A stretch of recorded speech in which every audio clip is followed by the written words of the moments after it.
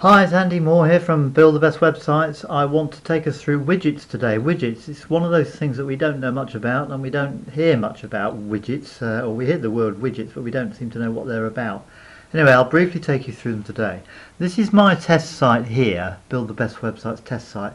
There's nothing much on it. What I use it for, it's always a good idea to have a test site because very often you can test plugins, new systems, new things that you download, and you don't want to put them straight up onto your site until you've tested them out and make sure that they're compatible with everything else on your site. So I use this test page as just to make sure everything's alright. So anyway, and practice obviously as well. Practice makes perfect. So have a test page if you can. They're very easy to make. If you want to know how to make one, just ask and I'll show you. But anyway, here we go. There's nothing much on this page other than down the right hand side here on the back end of our dashboard, we can go in there and make some widgets or fill some widgets in and put them here. You may have noticed on my main site there's an opt-in form for the 40 videos, so anybody who comes to the site can get the 40 videos and opt in and so on. So I'll show you how we do that. Here we go. What we do is we go to the back end of our dashboard. So log into your dashboard there, go down to appearance, widgets, and you bring up this awfully huge page here. On the top we've got available widgets. Now all these up here are empty, or should be in theory, and all these ones here are inactive widgets, and these have probably all got something on because as it says here, drag widgets here to remove them from the sidebar but keep their settings. So if you've already got widgets up there or put them up there before and you drag them back over here with something on, they will go down to the bottom rather than the top. The top ones are empty, but if we're starting from scratch, we'll do that today.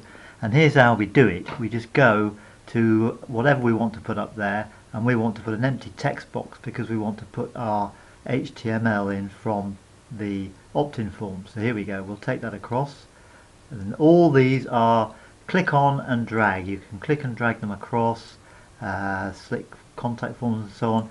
Any of these on the top here, you can just grab and drag over there.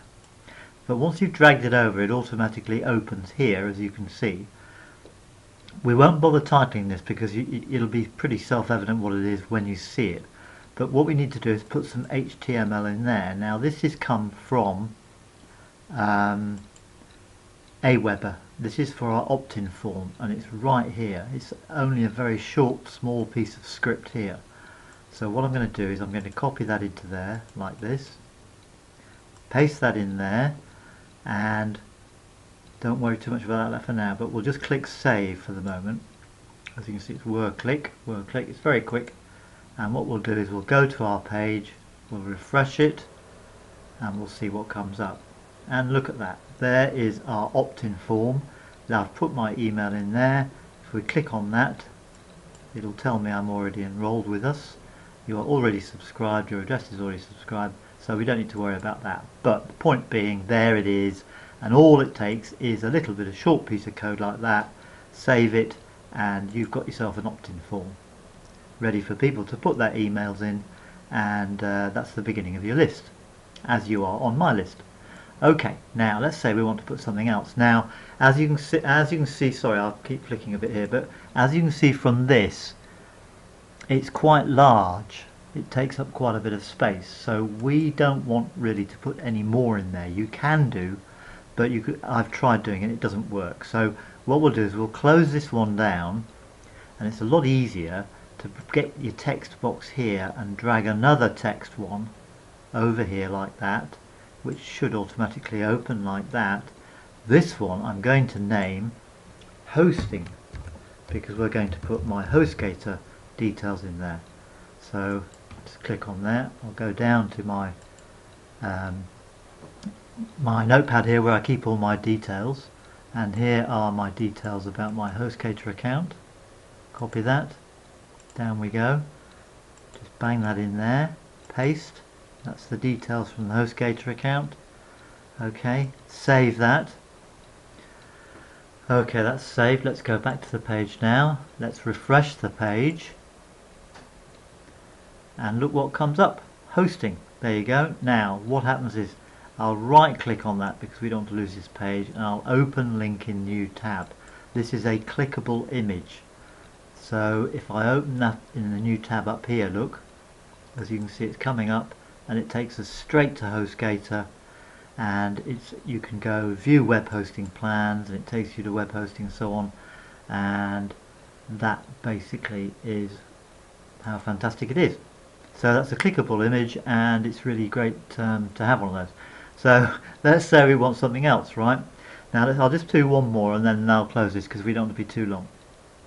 Okay, I'm going to say there's a box here, automatically add paragraphs. I'm going to tick that because we want to put something underneath that in the same box as this, which will save us a lot more space. We don't want to take up too much space. I'll just go back to my notepad and let's have a look at Namecheap, shall we? Or let's have a look at what do we want to do? Namecheap, yeah, so people can get their new domains. Okay, now bear in mind these are my affiliate sites, okay? So the space underneath there. Now because we're putting this in, we probably want to take the hosting out, but let's take the hosting out because it's not just hosting, is it? So we could put hosting and we could put in, say, hosting and domains names. There we go, hosting and domain names. Let's save that now. Let's go back to, bear in mind after you've saved there you don't need to save anywhere else on here, okay, because it automatically saves it in the whole system. So now let's upgrade this account. Let's just refresh it again and up comes Namecheap. Okay, now one's on the left, one's on the right. I'll show you why.